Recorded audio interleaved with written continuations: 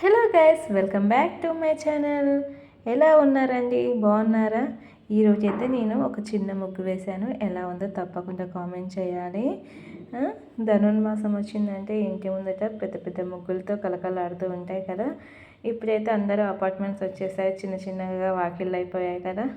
నేను వేసిన చిన్న ముగ్గు అయితే మీకు నచ్చుతుందని అనుకుంటున్నారు. నచ్చినట్టయితే లైక్ చేయండి, షేర్ చేయండి, సబ్స్క్రైబ్ చేయడం మాత్రం మర్చిపోవద్దు. ఇలాంటి మరిన్ని వీడియోల కోసం నా ఛానల్ని సబ్స్క్రైబ్ చేస్తే నోటిఫికేషన్ ద్వారా మీకు అందుతాయి. నేను వేసిన చిన్న ముగ్గులో కలర్స్ కూడా వేస్తే చాలా అందంగా కనిపిస్తుంది. కొద్దిగా వేసానండి కలర్స్, ఇంకా ఎక్కువ వేస్తే ఇంకా చాలా అందంగా కనిపిస్తుంది. ధనుర్మాసం వచ్చిందంటే చాలు, పూజలు, నోములు, ఆ గోదావరి అమ్మవారి, రంగనాథుల పాటలు. ప్రతిరోజు అయితే మహిళలందరూ మంగళారతి తీసుకొని వెళ్తారండి. ఈ ధనుర్మాసం మొత్తము అక్కడ గోవిందనామాలు, విష్ణు సహస్రనామాలు, తిరుపతి పాటలు, పాశురాలను పాడతారండి. ఇలా పాటలు పాడటం గోదావరికి చాలా ఇష్టమట.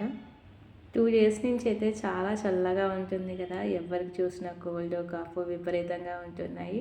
మా ఇంట్లో కూడా అదే సమస్య అండి. నేనైతే టిఫిన్ చేస్తున్నాను.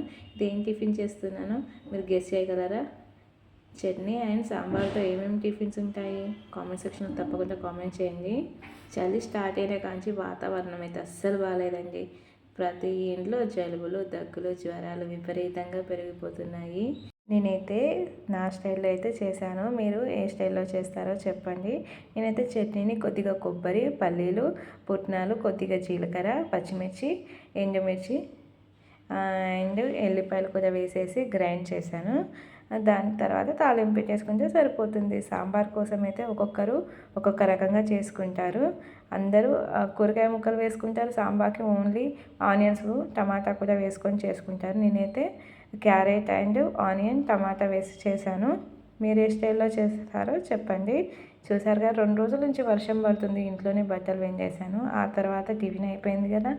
తర్వాత ఏముంటుంది? వంట తయారు చేయాలి. వంట కోసం అయితే బెండకాయ ఫ్రై చేస్తున్నాను. మా బాబుకు చాలా ఇష్టం అండి బెండకాయ ఫ్రై. కొంతమంది బెండకాయలని లైక్ చేయరు, ఎందుకంటే జిగురుగా ఉంటుంది కదా, అందుకని లైక్ చేయరు. కొద్దిగా ఆయిల్ ఎక్కువ వేసి చేసామనుకోండి మంచిగా వస్తుంది. ఇది ఆయిల్ అయితే డీప్ ఫ్రై అంత కాదండి, కొద్దిగా ఎక్కువ వేసాను. కర్రీ కంటే కొద్దిగా ఎక్కువ వేసేసి కొద్దిగా ఫ్రై చేశాక అందులో ఆనియన్స్ వేసుకోవాలి. ఆనియన్స్ ఎంత ఎక్కువ వేసుకున్నా బాగుంటుంది.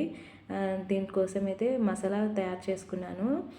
పచ్చి కొబ్బరి వాడచ్చు, ఎండు కొబ్బరి వాడచ్చు. దీంట్లో పచ్చి కొబ్బరి, వేయించిన పల్లీలు, జీలకర్ర, ఒక 2 ఎండుమిర్చి, 2 పచ్చిమిర్చి, ఎల్లిపాయలు ఇవన్నీ గ్రైండ్ చేసుకొని మంచిగా పౌడర్ లాగా చేసుకోవాలి. ఏ ఫ్రైలోనైనా ఇవి వేసుకున్నాం అనుకుంటే చాలా టేస్టీగా ఉంటుంది. నేను చేసిన రెసిపీ నచ్చినట్లయితే లైక్ చేయండి, షేర్ చేయండి, సబ్స్క్రైబ్ చేయండి. Thank you for watching. Always keep smiling.